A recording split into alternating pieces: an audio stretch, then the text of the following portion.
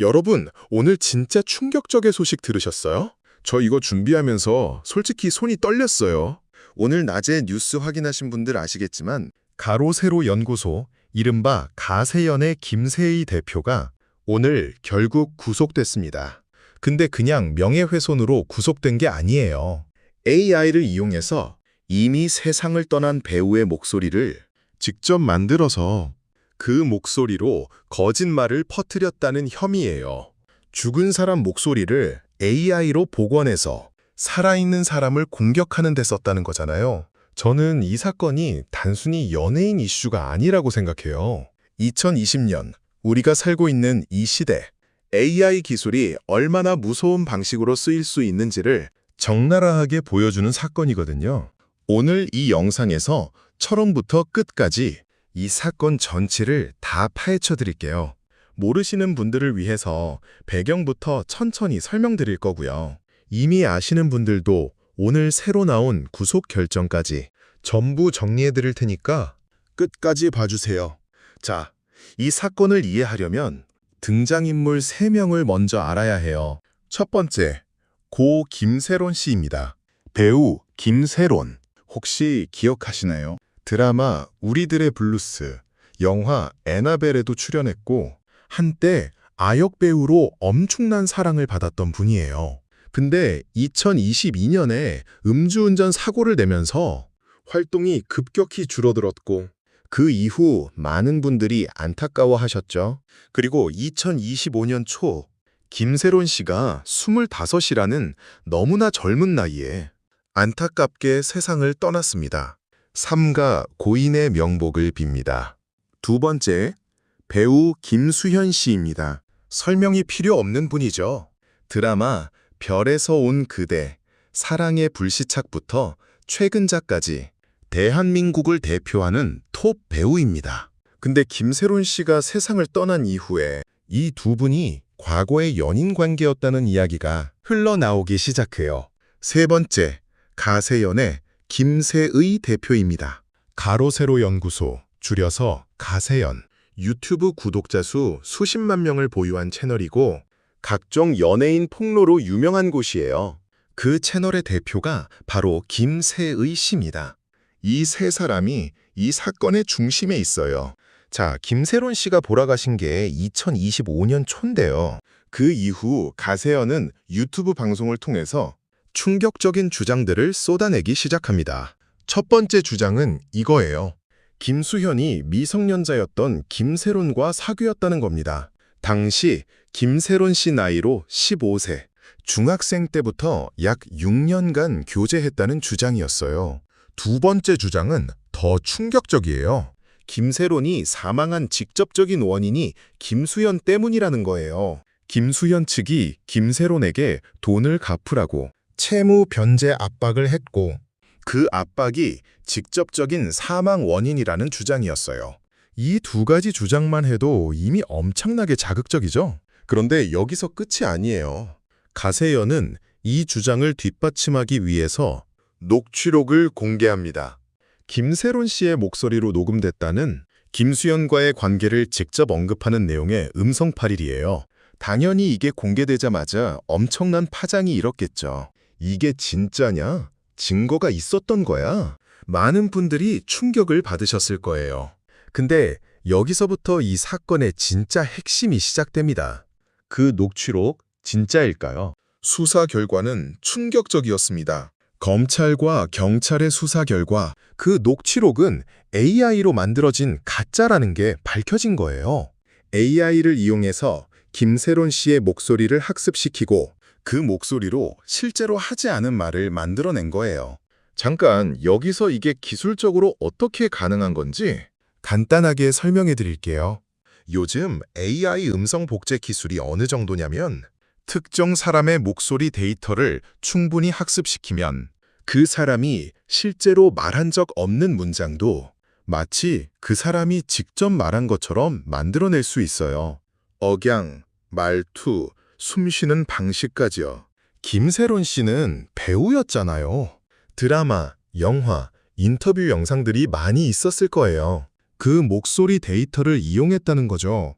이미 세상을 떠난 분의 목소리를 AI로 복원해서 살아있는 배우를 공격하는 데 이용한 거예요. 저 이 부분에서 진짜 등골이 오싹했어요. 생각해보세요. 고인의 목소리로 고인이 절대 하지 않았을 말을 만들어서 또 다른 사람을 공격하는 도구로 쓴다는 게 이건 단순한 명예훼손이 아니에요.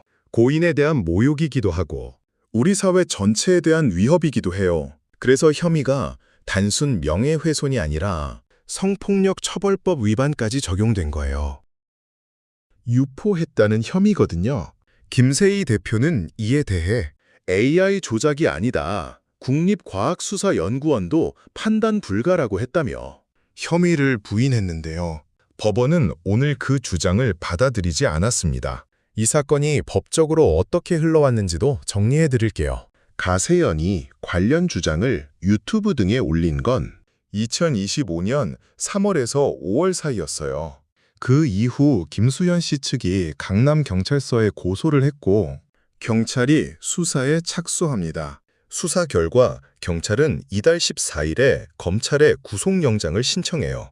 그리고 서울중앙지검이 지난 19일 법원에 구속영장을 청구했고 오늘 오전 10시 30분 서울중앙지법에서 구속 전 피의자 신문, 이른바 영장실질심사가 열렸습니다.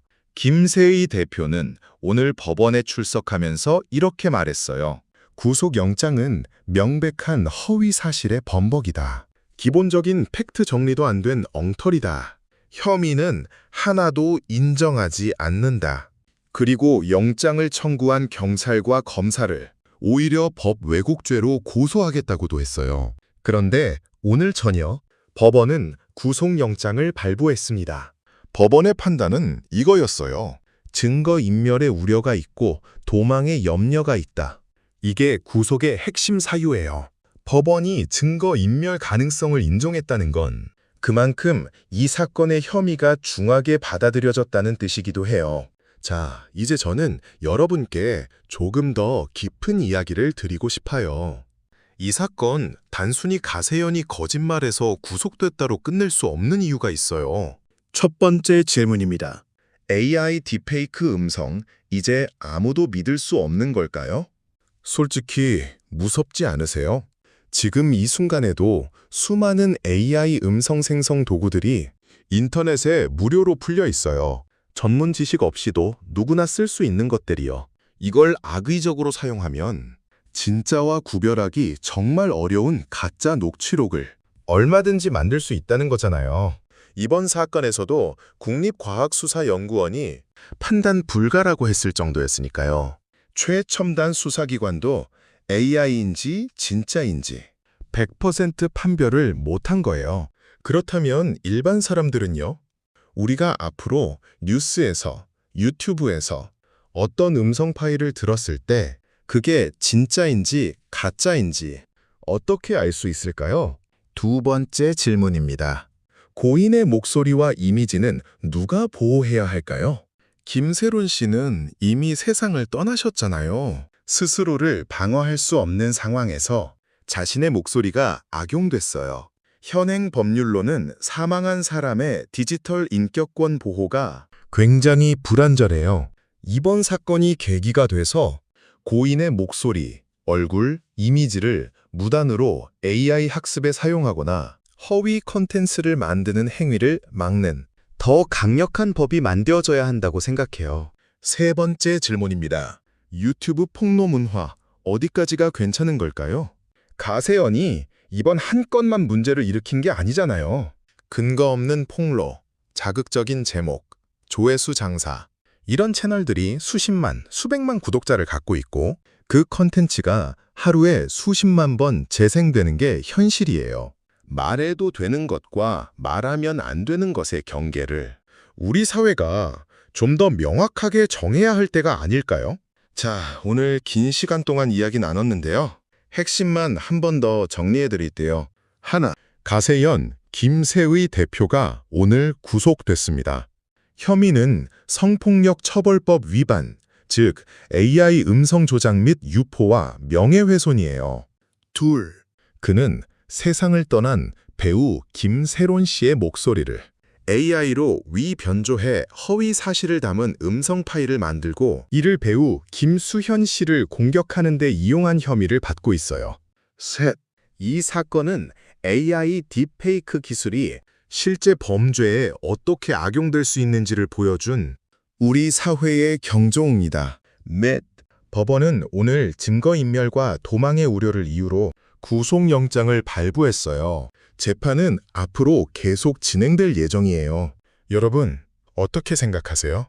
저는 이 사건을 보면서 기술이 발전할수록 우리가 더 조심해야 한다는 걸 다시 한번 느꼈어요. AI는 정말 놀라운 도구예요. 의료, 교육, 창작 분야에서 엄청난 가능성을 가지고 있죠.